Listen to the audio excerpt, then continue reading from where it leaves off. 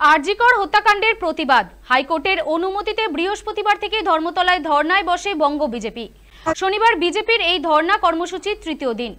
নবান্ন অভিযান কিংবা 12 ঘন্টার বাংলা বন্ধের পর আরজিকর কাণ্ড নিয়ে রাজ্য রাজনীতিতে ভেসে থাকতে একগুচ্ছ কর্মসূচি নিয়েছে তারা।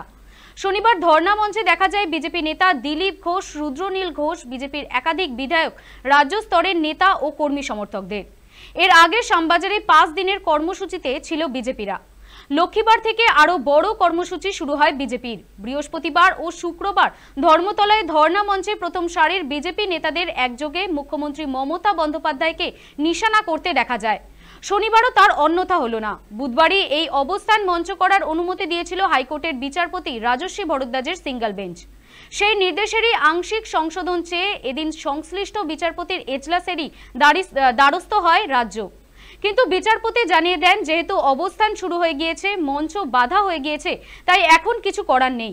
এরপর রাজ্য প্রধান বিচারপতির ডিভিশন বেঞ্চের আবেদন জানায়, কিন্তু ডিভিশন বেঞ্চ সে আবেদন গ্রহণ করেননি। আদালতের অনুমতিতে ধর্নায় বিজেপি। এদিনের ধর্না মঞ্চ থেকে রাজ্য সরকার তথা শাসক দলকে তোপ দাগলো বঙ্গ বিজেপি। আগে থাকতে পুলিশকে জানিয়েছিল রাস্তাটুকু পর্যন্ত তাদের কাছে, কিন্তু এই ঘটনাগুলো